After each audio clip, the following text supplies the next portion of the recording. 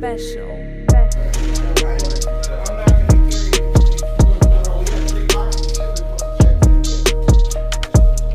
Yo, what's up? Welcome back to another episode of B.I.G Talk. That's B.I.G Talk. Blessed, intelligent, and gifted. This episode, I'm over here sitting with my man, Drew Calvo, who is actually a bud tender, co-founder, owner of this dispensary called Happy Herbs here in Vallejo, California. What's up, Drew? What's going on with you, man? Thanks for being here. You. Oh, no, Thanks I appreciate you. Real quick, tell us a little bit more about Happy Herbs. Got this going back in 2010. Trying to figure out what direction to go in because we were getting out of the construction industry. You know, we were doing traffic control and things like that, and it was during the recession, so we had to figure out what industry we're going into. And he came out with the idea, man, let's open a shop. Mm-hmm. We were working underneath the Prop 215 laws, and you know, I was purchasing my medical cannabis at these nonprofit clubs. Figured out how the ins and outs working of it.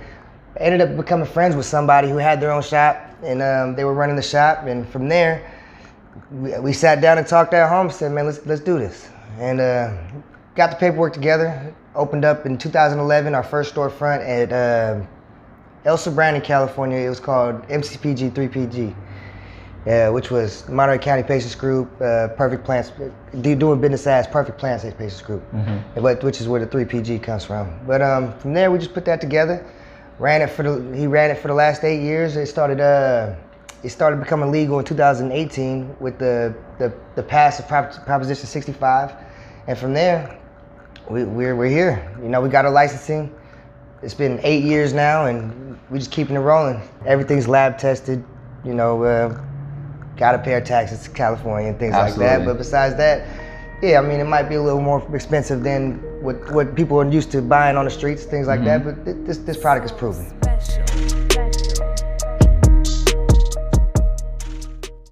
Meet Feather, Andrew's uncle. Before he got into the cannabis business, he was in construction. He took that knowledge and applied it to the cannabis business, and it's been successful ever since. Local artists did the word-winning pictures, tell the story from the fields to the wax. You know, that tells the whole story. That's how we was making money before it went commercial. That was the true essence of the oil game in the weed world right there. That's how we were getting it. You know what I mean? You got your blender. You got your blender blending your weed down to put in the tubes. You got your pantyhose with rubber in the tube. You got your gas. You're running the gas in the tubes, letting the oil drop out. The fumes evaporate, leave you with wax. Right? But just like old school fashion, we weren't even smart enough to open the windows. We had the windows closed. We could have blew up. I even got my diamond bracelet on my shit. You know what I mean? Hey, that's how we were really getting it back in the days. Wow, what's with the time? Man, you know, that's just what time it was. It was 710, oil. 7710, that's the code. That's what it was? Making wax is 710, whenever it's trees, it's 420. Right? Interesting. So 710, that means oil upside down. And before it went corporate with all these machines and stuff, that was the true essence of somebody that was about making his money. Wow. You know what I mean? Wow. It starts with the Mexican in the field right there. You see his cowboy hat on, smelling and inspecting his product. And it was directly brought here to the factory where people were making wax out of it. You know what I mean? What I learned about Feather is that he's a really solid and genuine guy. He shows a lot of compassion. So because of that reason, Vallejo shows him some love back. Some of his community members brought him some gifts, and a painting was one of them. So it was brought in as a Christmas gift, 2017. And I was like, well, you know, you got to represent, right? And I was like wondering, why did my face have that look of disappointment? And they told me that they took that picture when I wasn't looking already, right? So the only thing I'm thinking is maybe somebody was asking for free weed.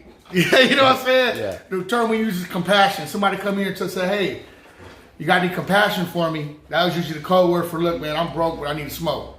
You know what I'm saying? And back then, without the state laws that we are now, we were allowed to give away free stuff. So that was probably that look on my face saying, hey, man, what you asked for? You know what I'm saying? But if you look at it, that was definitely off guard. You know what I'm saying? One time we did the math back in 2013, we did the math. Just that year, we had gave away over $250,000 worth of weed. A couple $100 a day adds up quickly. You understand what I'm saying? That's insane. So, and this is a 7-day-a-week operation. So, the problem about marijuana is you actually get to know your patients and their problems. And a lot of people might not realize that, that last 50 they spent with you was because it was either buying that weed and going crazy or not going crazy or paying their power bill, right? So you got to equate it that many times people want to be at you with their last and things are turmoil in the household, you know what I'm saying? So you can't take their money, not give back, you know what I'm saying? If you're taking the money, if it's going one way, you're not ever going to last in this business because you're actually dealing with real people, real problems, real emotions, you know what I'm saying? And if they're bold enough to level with you and say, hey, I ain't got it, man, I respect that, you know what I mean? Because, our business is here because you gave it to us when you did have it, right? So it just turns into that thing that there's people that take advantage of it. I wouldn't lie and tell you if there wasn't people that come here and just ask for free money or ask for a discount, but when they pull their wallet out, they got a bunch of money with them, but you don't know what he has to pay neither. You know what I'm saying? That's true. The real point of it is how would you personally feel if you taking somebody money all day and when they ask you that they need it, would you be there for them? Right. Like again, I try to preach benevolence. I try to, promote Always. positivity.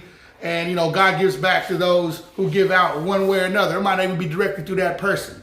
But maybe later on that day, somebody might come in and drop 1,000 with me. You understand what I'm saying? That's absolutely right. It's called, sometimes you just got to feel like you're paying it forward. Right. Right? You don't have to see the results now. I mean, most stock markets don't pay the day you play. You know what I mean? It's true. You get it over time. So that's just how it is. That's how you build an audience. That's how you build, a following. For anybody who wants followers and anything that you do, you know what I'm saying? It's about connecting with the public. Right? I could give all that free money, free weed. I could have put that back in advertising and gave a third-party marketer that money to make my balloon bigger. Or I could put it back in the consumer's mouth, the person who's actually spending with me, who's got the power of speech, talking, you know what I'm saying? Talking to the next guy, word of mouth, you know what I'm saying? So I look at it as advertising. Give it back to somebody, they come back and say, hey man, this dude really look out for us. Man, we smoking on him today.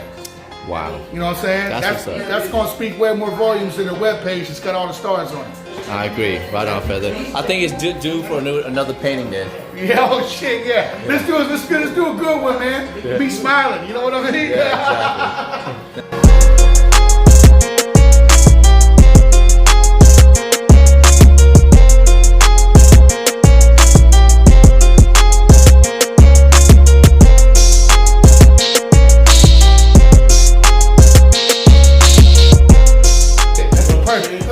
Cannabis industry, I ain't bought clothes in years.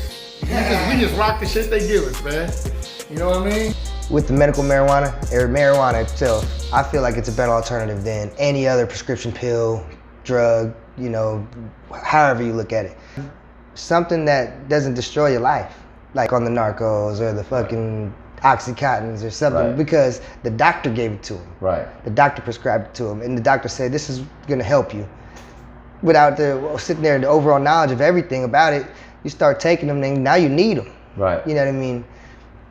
Marijuana could do just as good. You feel me? Especially with the chemo, especially versus chemo. Right. A lot of people, marijuana's a drug. When you get older, you start having cancers, things like cancer cells and things like that, and you need to get rid of them.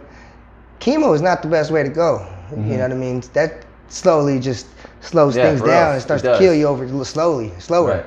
And people suffer, one of my aunties just suffered from that. Versus, what if she would have went on a whole cannabis treatment plan? Wow. Who knows though? I don't know. I'm not the doctor, but I ain't gonna lie. I'm sitting there reading, I'm watching. Right. I'm like the uneducated observer, right? Because I've been observing, but I don't know.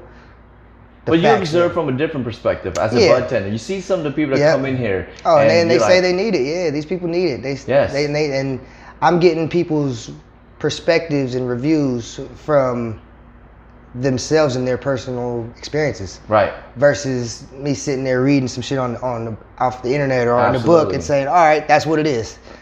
Is that always what it is? I mean, because really everybody who writes an article or stuff like that, that's just one person's opinion. And it can be biased. And it could be biased because now it's political. Absolutely. You feel me? Which is fucked up with this whole world. You feel me? Everything is for self-interest.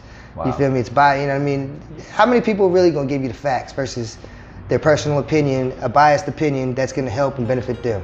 I don't know.